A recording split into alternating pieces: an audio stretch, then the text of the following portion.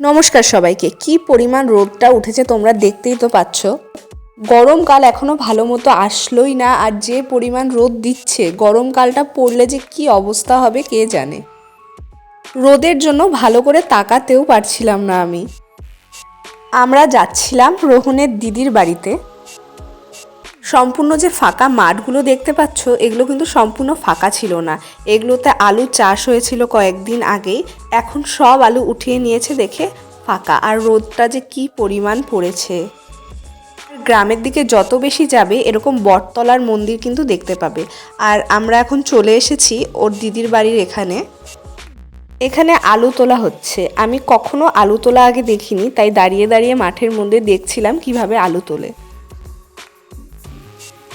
আর এই দেখো কত ছোট একটা আলু, এটাই মনে হয় খেতে সবচেয়ে ছোট আলু।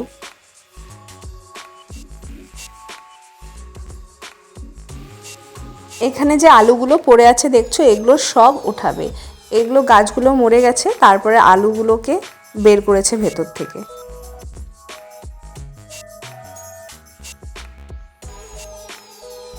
এই দেখো কিভাবে কাকুটা আলুগুলো ভেতর থেকে বের করছে। তোমরা কি দেখেছো আলু কিভাবে ওঠায়? আমি কিন্তু এর আগে কখনো দেখিনি। আর যেসব আলুগুলো উঠছে সেগুলো বাজারে যাওয়ার জন্য এই বস্তায় করে রেডি হচ্ছে। কিছুক্ষণ পর ওখান থেকে আমরা বেরিয়ে গিয়েছিলাম। তারপরে রোহন বলল ফুচকা খাবে, তার জন্য একটা দোকানে দাঁড়িয়েছিলাম ফুচকা খেতে। এই দোকানটার ফুচকাটা খুব টেস্ট ছিল। অনেক দিন আগে ছোটোবেলায় যে কাকুর কাছে ফুচকা খেতাম সেই কাকু তো এখন নেই, বসে না, কিন্তু ওই ফুচকার টেস্ট এখন আর পাই না। আর এখানে বাড়িতে আসার সময় জিলাপি নিয়ে এসেছিলাম। এই জিলাপির ভিডিও করছিলাম, তখন কাকু বলল আমাকেও নে, আমারও ভিডিও কর। ওর জন্য কাকুরও ভিডিও করছিলাম। আর তারপরে কাকু দেখতেও চাচ্ছিল যে ভিডিওটা কেমন হয়েছে, আমাকে একটু দেখা দেখি।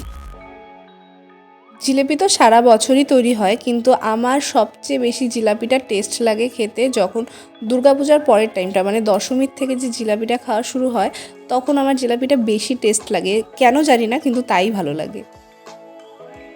সন্ধ্যাবেলায় আমি আর রোহন একটু বাইরে বেরিয়েছিলাম।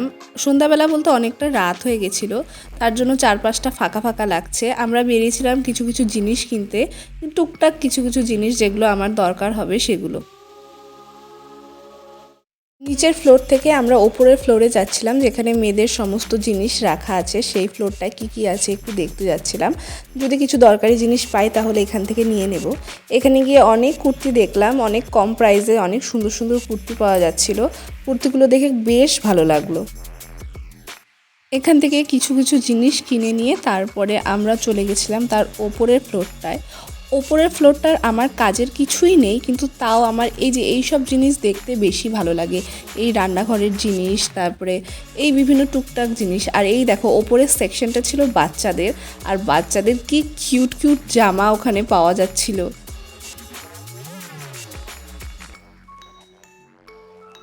এই তো আমাদের কেনাকাটি করা শেষ, এখন আমরা বেরিয়ে পড়বো এখান থেকে। তারপরে রোহনকে আমি বললাম আমার পেস্ট্রি খেতে ইচ্ছে করছে। আমার বাইরে বেরোলে এটা একটু বেশি চাহিদা হয়ে যায় যে পেস্ট্রি, যখনই বাইরে বেরোবো তখনই পেস্ট্রি আমার খেতে ইচ্ছে করে। যাই হোক, তারপরে আমরা গেলাম একটা বেকারি শপে। আমার সবচেয়ে বেশি ভালো লাগে চকলেট, আর এখানে আসলে আমি ডার্ক চকলেট পেস্ট্রিটাই নিই, বা অন্য কোনো যদি চকলেট পেস্ট্রি থাকে সেটা নিই, তাছাড়া বাদে অন্য কিছু ট্রাই করি না। আর রোহন নিয়েছিল একটা ওরিও আইসক্রিম, ওর এটা খেতে নাকি একদম বাজে লেগেছে, একদম ভালো ছিল না। আমরা যখন এই শপটাতে এসেছি তখন দোকানটা বন্ধ হয়ে যাচ্ছিল, শুধু আমাদের জন্যই খোলা রেখেছে। তার জন্য আমি তাড়াহুড়ো করছিলাম যে তাড়াতাড়ি করে খেয়ে দিয়ে এখান থেকে বেরিয়ে যাই, কারণ ওদেরও দোকান বন্ধ করার সময় হয়ে গেছে। তারপরে ফিরে আসার সময় আমরা বিরিয়ানি নিয়ে এসেছিলাম। ওর জন্য ছিল মাটন বিরিয়ানি আর আমার জন্য ছিল চিকেন বিরিয়ানি। আমি মাটন বিরিয়ানিটা অত বেশি ভালোবাসি না, আমি চিকেন বিরিয়ানিটাই পছন্দ করি। ও আবার চিকেন বিরিয়ানিটা পছন্দ করে না, মাটনটা বেশি ভালোবাসে। ও আসলে চিকেনটাই বেশি পছন্দ করে না, মাটনটা ভালোবাসে। বাড়িতে এসে বেশ রাত করেই আমরা বিরিয়ানিটা খাচ্ছিলাম, কারণ পেটে জায়গা ছিল না, আজকে অনেক খাওয়া দাওয়া হয়ে গেছে। বিরিয়ানিটা আনি সেখানে ভালোই দেয়, কিন্তু কি জানি আজকে আমার বিরিয়ানিটা একদম ভালো লাগেনি। আর তারপরে বললাম অনেকটা খাওয়া দাওয়া হয়ে গেছে, তার জন্য ওকে বললাম চলো একটু রাস্তা দিয়ে হাঁটি। পরে রাস্তা দিয়ে আমরা যখন হাঁটছিলাম দেখো পুরো গলি অন্ধকার, আমরা শুধু রাস্তা দিয়ে হাঁটছি আর কেউ ছিল না।